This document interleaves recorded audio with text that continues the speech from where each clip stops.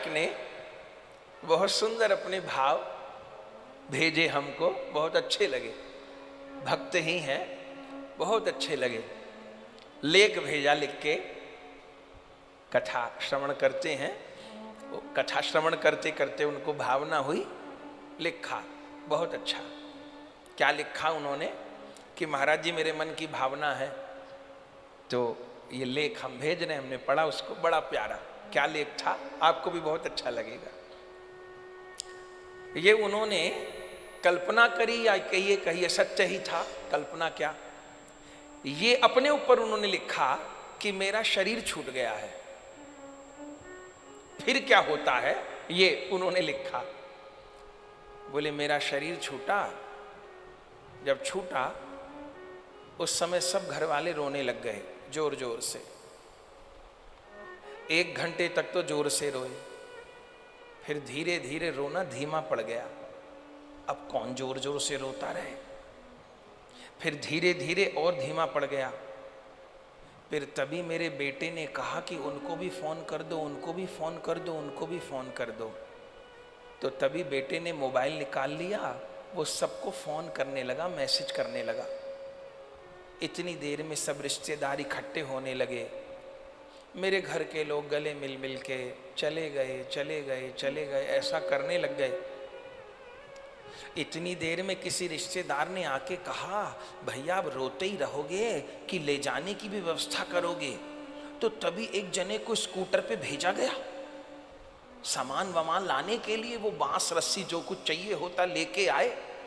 अब तो भैया वो ड्राइंग रूम खाली करना है, चूंकि वहीं नहलाना है और सामान तैयारी करनी है। तो भैया आप 2 लोगों को बुलाओ, ये सोफा वोफा पलंग वलंग सब बाहर करो। तो बाहर किया गया। फिर महाराज जी मुझको नहलाया गया, बहुत प्यारा लगा, इसलिए सबके साथ बोल रहे हैं। ऐसे तो लेख लोग भेजते ही रहते हैं, वो अच्छा बहुत लगा हमको। बोले फिर मुझे नहलाया गया, फिर मुझको जो कुछ कपड़े पहनाए जाते हैं वो किए गए, फिर मुझको बांध दिया गया। फिर लोग कंधे पे लेके चले। पीछे रोने वाले थोड़ी देर तक रोए। कुछ तो जो गली मोहल्ले के लोग आए थे वो केवल मेरी शव यात्रा 4 कदम आगे बढ़ी तभी लौट आए, आधे ही शमशान तक गए। लेकिन शमशान केवल 1 किलोमीटर दूर था, लेकिन सब लोग मुझे कंधे पे पूरा रास्ता ले जाने को तैयार नहीं थे। 200 मीटर दूर पे ही गाड़ी खड़ी थी, वहां मेरे शरीर को रख दिया। गाड़ी में सब लोग बैठ गए। अब इंतजार करने लगे कि कब शमशान आता है। फिर शमशान के दरवाजे पे गाड़ी रुकी, मेरे शरीर को उतारा गया, फिर वहां रखा गया। अब लकड़ी लाने की होड़ मची। किसी ने कहा नीचे मोटी मोटी लकड़ी लगाना सो जल्दी जल जाए। मैं सब देख रहा था, सब सुन रहा था। मेरे लिए बढ़िया पलंग तैयार किया गया, फिर वहां मुझको लिटा दिया गया। फिर मेरे ऊपर भी भारी भारी लकड़ी रखने लगे। ये भी नहीं सोचा इतने बोझे में मैं दब जाऊंगा। फिर गैया के उपले पता नहीं क्या क्या। मेरा दम घुट गया, चारों ओर से लकड़ी लगा दी मुझ पर। तभी मेरा बेटा आया, जिसको मैंने गोद में खिलाया था, बड़ा किया था, पाला था, शादी की थी।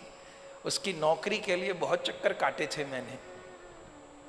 उसके भी बच्चे, वो बेटा आग लेके आया, एक बार घूमा, आग लगा थी। धुक धुक करके मेरा शरीर जल रहा था। अभी 10 ही मिनट हुए थे, तभी वो डॉम आया, मेरे बेटे के हाथ में बांस दे दिया। अब माथा फोड़ अपने बाप का, कपाल क्रिया कर, कहीं माथे में प्राण न रह जाए। तब मेरे बेटे ने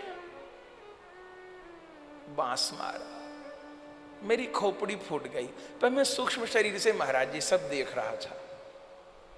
फिर क्या हुआ? बोले फिर जो सब रिश्तेदार और वो सब लोग आए थे ना, अब वो मोबाइल में टाइम देखने लग गए। अभी कितनी देर लगेगी पूरी आग में, कोई कोई धीरे व्हाट्सएप मैसेज पढ़ने लग गया। जो रोज मेरे से मिलते थे वो अभी शमशान में व्हाट्सएप और फेसबुक देखने लग गए। जिनके लिए मैंने पता नहीं क्या क्या किया, मैंने पता नहीं क्या क्या किया उन लोगों के लिए कि मेरा स्टेटस मेंटेन रहे। अरे वो फलाने गुप्ता जी ऐसा ना कह दें, वो शर्मा जी ऐसा, वो वर्मा जी ऐसा ना कह दें। अपना स्टेटस मेंटेन करने के लिए जाने मैं क्या क्या किया उनके लिए।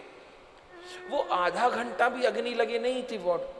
इतनी देर में फिर वो डॉम आया, उसने कहा ठीक है। अरे किसी ने ये भी इंतजार नहीं किया कि पूरा शरीर दाह हो जाए, बीच में ही अकेला अकेला शमशान में मुझे जलता छोड़ के सब चले गए। महाराज जी मैं अकेले जलता रहा। मैंने सोचा कि बेटा तो मुड़ के देखेगा, उसने भी नहीं देखा। उसको फिर वो शमशान की क्रिया वाले ने पकड़ लिया, कहा वैसे यहां पर ये तिनका तोड़ो, यहां पर अब नीम का पत्ता, अब ये करो वो करो। और सब अपनी अपनी गाड़ी बाइक स्कूटर लेके भाग गए। महाराज जी मैं 24 घंटे जलता रहा।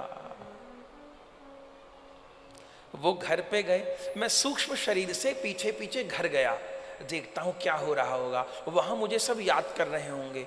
मैंने क्या देखा, वहां तो खाने की तैयारी हो रही है। मैंने देखा कोई मुझको रोने नहीं बैठा, वहां खाने की तैयारी हो रही है। क्या बनेगा, सुबह से सब भूखे हैं। किसी ने कहा बाजार से मंगवा लो, किसी ने कहा बनवा लो। भोजन बन के आ गया, परोसा गया, लोग खाने लगे। वो जो बड़े खास रिश्तेदार थे वो बोले मटर आलू में नमक कम है थोड़ा। वो जो मेरे ससुराल के लोग थे वो मेरे बेटे को बोले बेटा रायता पतला ज्यादा हो गया। हे भगवान, वो मटर आलू में नमक, वो पनीर, वो रायता, वो मिठाई, अब वो लोग खाना में लग गए। महाराज जी मैं अकेला जलता रहा। पढ़ते पढ़ते रोना आ गया हमको उसके लिए। लोग खाने में लग गए, पीने, महाराज जी मैं जलता रहा। फिर क्या हुआ महाराज जी, फिर खाना खा के लोग चंपत। फिर घर वालों ने भी पा लिया। फिर धीरे धीरे सब नॉर्मल हो गए। अब क्या होता था, अब बस थोड़ा सा तभी रोते थे, अब थोड़ा सा उदास तभी होते थे जब कोई मिलने वाला शोक करने आता था। बाकी तो नॉर्मल रहते थे। जब कोई मिलने आता था ना शोक जताने, तब क्या बात होती थी, कैसे चले गए, ऐसे हुआ वैसे हुआ, ठीक है। वो मिलने वाले आधा घंटा बैठते थे। जब बैठते थे तो बड़ा गंभीर होके बैठते थे। फिर वो घर से जाते थे, मैं पीछे पीछे सूक्ष्म शरीर से उनके पीछे पीछे जाता था। वो फिर गली में बात करने लगते थे, चलो ठीक हुआ, इतनी उम्र हो गई थी, सब शादी वादी तो बच्चों की कर ही ली थी, चलो कोई बात नहीं, ऐसा कह रहे थे। किसी को मेरी कोई चिंता नहीं थी। तीसरा दिन आया महाराज जी, फिर घर वाले आए। मेरी अस्थियां वस्थियां पड़ी थी, भस्म पड़ी थी, सबको भर लिया एक कट्टे में, ले चले, छोड़ दिया धारा में गंगा की। खेल खत्म। अब मुझे ये नहीं पता मेरे हाथ कहां गए, पैर कहां गए, सिर कहां गया। वो राख भी तो नहीं रही। खत्म, खेल खत्म। गंगा स्नान करके लौट आए।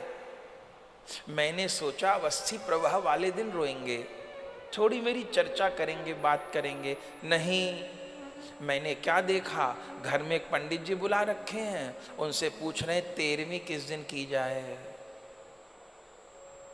13वीं, 10वां किस दिन होगा। पंडित जी बता रहे हैं पंचक है, ये करना होगा, ज्यादा नहीं, 6-7 दिन में ही काम निपटा दो। मेरे घर वाले तुरंत तैयार हो गए। वो पंडित जी गरुड़ पाठ के लिए कर दिए थे, 1 घंटा गरुड़ पाठ करने आते थे, 15 मिनट का पाठ निकल जाता था, तब तो घर वाले आके बैठते थे पाठ में, तब तो गंभीर रहते थे। बाकी समय सब अपना अपना मोबाइल लेके पड़े थे, कोई इधर बात करता था, कोई उधर बात करता था। करते करते फिर 13वीं आई, फिर सारे रिश्तेदार इकट्ठे हुए। बस सवेरे यज्ञ हुआ, ब्राह्मणों का भोजन हुआ, फिर ब्राह्मणों को ये दे दो, ये दे दो, वो दे दो, फिर रस्म पगड़ी हुई। बस 4 बजे से तो किसी की फ्लाइट बुक थी, किसी की ट्रेन बुक थी, किसी की गाड़ी तैयार थी। राधे राधे, सब चले गए, ठीक है। फिर क्या हुआ महाराज जी, अब तो मिलने वालों ने भी आना बंद कर दिया। हाँ, 13वीं के दिन मेरी एक फोटो बनवाई थी, उस पे सबने फूल चढ़ाए थे। मुझे लगा इस फोटो के रूप में मुझे याद करा जाएगा, पर महाराज जी वो फोटो मेरी एक दीवार पर टांग दी किसी ने। मैंने सोचा रोज तो देखेगा कोई, लेकिन कोई मेरी फोटो की तरफ देखता भी नहीं महाराज जी। जिस घर में मैंने 50 साल बिताए, एकदम खून पसीने की कमाई से एक एक ईंट लगाई मैंने, अब 6 महीना हो गए, महाराज जी मेरी फोटो पर धूल जमी है, कोई कपड़ा भी नहीं मार रहा। महाराज जी 6 महीना बीते, 8 महीना बीते, महाराज जी साल नहीं बीता, सब भूल गए, कोई बात नहीं करता। अब सबने अपनी अपनी व्यवस्था कर ली, सब। मैं इस तरह से भुला दिया जाऊंगा मुझे बिल्कुल उम्मीद नहीं थी। मैं इस तरह से भुलाया जाऊंगा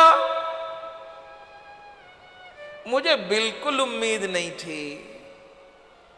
मैं भुला दिया गया, मैं भुला दिया गया। 2-4 साल में तो नाम भी लेना बंद हो गया, किसी ने मुझे याद नहीं किया। मेरी आत्मा भटक रही है, मुझे ठौर नहीं मिल रही।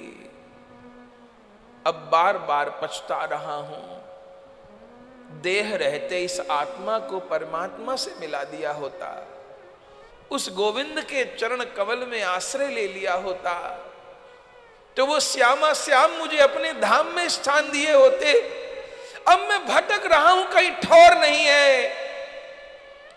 आखिर में वो पंक्ति लिखते हैं, आश्रय दीजिए, कृपा कीजिए, आश्रय दीजिए, कृपा कीजिए।